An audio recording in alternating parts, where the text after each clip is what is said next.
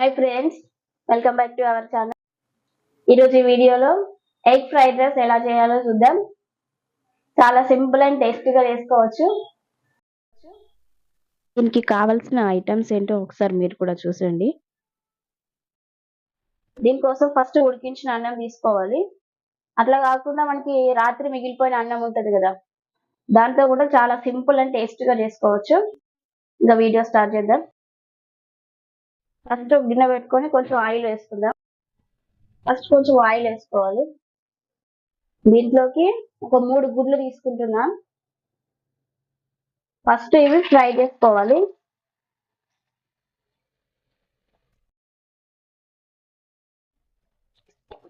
అవి వేసిన తర్వాత వెంటనే కలపొద్దు. ఒక 1 మినిట్ ఆగిన తర్వాత కలిపేసుకోవాలి. వెంటనే కలిపితే ఏమైపోతుందంటే అవన్నీ కూడా మొత్తం చిన్న చిన్న పీసెస్ లాగా అయిపోతుంది. మనకి కొంచెం ఆ పీసెస్ అన్ని కనిపించేటట్టు కొంచెం పెద్దగా రావాలంటే ఒక 2 నిమిషాలు అలాగే వదిలేసి ఆ తర్వాత కలుపుకోవాలి. దీంట్లోనే కొంచెం సాల్ట్, ఒక 1/2 టీ స్పూన్,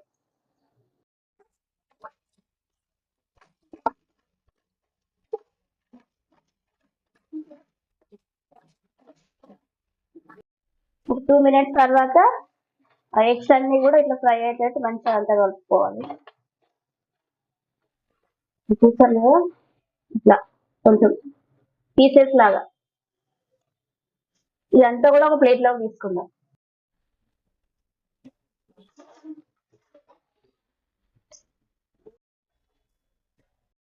దీంట్లోనే మళ్ళీ ఒక 2 టీ స్పూన్లు ఆయిల్ వేసి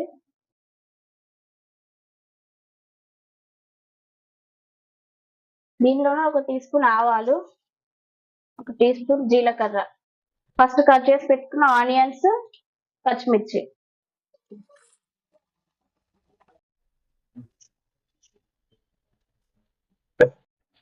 ఇవన్నీ కూడా బాగా ఫ్రై చేసుకోవాలి.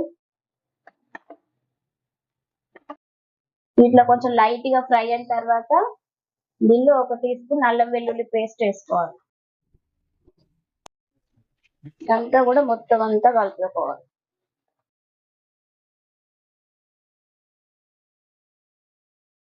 దీంట్లోనే కొంచెం కరివేపాకు వేసుకోండి. నా దగ్గర కరివేపాకు లేదు, అందుకని సో వేయట్లేదు. దీంట్లోనే ఒక 1/2 టీ స్పూన్ పసుపు,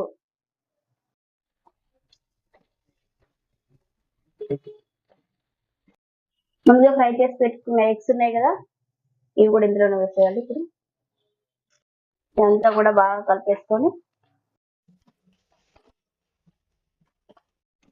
ఇప్పుడు ఈ ఉడికించిన అన్నం ఉంది కదా, ఇప్పుడు దీన్ని కూడా దీంట్లో వేసి, మనకి కర్రీ చేసుకోవడానికి టైం లేనప్పుడు, లేకపోతే రాత్రి మిగిలిపోయిన అన్నం ఉంటది కదా, దాంట్లో కూడా ఇలా చాలా సింపుల్ గా చేసుకోవచ్చు. చాలా టేస్టీ ఉంటుంది. రైస్ వేసుకున్నా కదా, దీంట్లోనే ఒక టీ స్పూన్ కారం, తర్వాత ఒక టీ స్పూన్ సాల్ట్, ధనియాల పొడి, ఇవన్నీ కూడా బాగా కలుపుకోవాలి.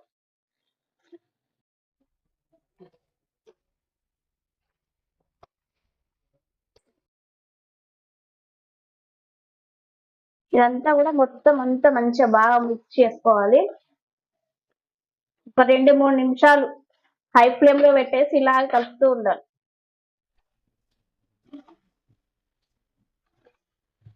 మొత్తం అంతా కలుపుకున్న తర్వాత దీని పైన మూత పెట్టి ఒక్క 2 నిమిషాలు అలాగే ఉంచేసుకొని స్టవ్ ఆఫ్ చేసుకోవాలి.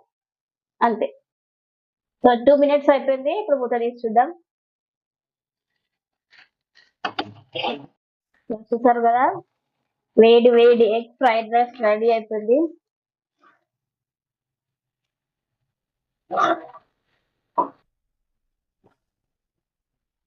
చాలా సింపుల్ గా చేసుకోవచ్చు. ఒకసారి మీరు కూడా ట్రై చేయండి.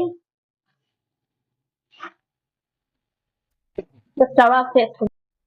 వేడి వేడి ఎగ్ ఫ్రైడ్ రైస్ ఎలా ఉందో చూద్దాం.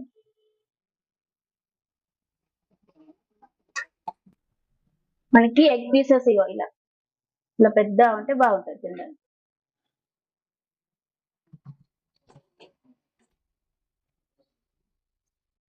చల్లారిన దానికంటే కూడా వేడి వేడిగా తిన్నప్పుడే సూపర్ టేస్ట్ ఉంటుంది.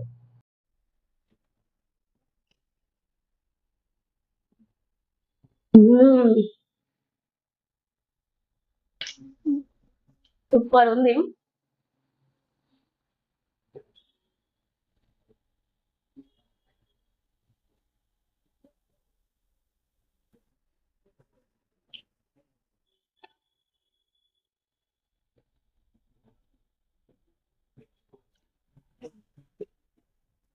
నిజంగా సూపర్ అంటే సూపర్ టేస్టీ ఉంది. చాలా సింపుల్ గా చేసుకోవచ్చు.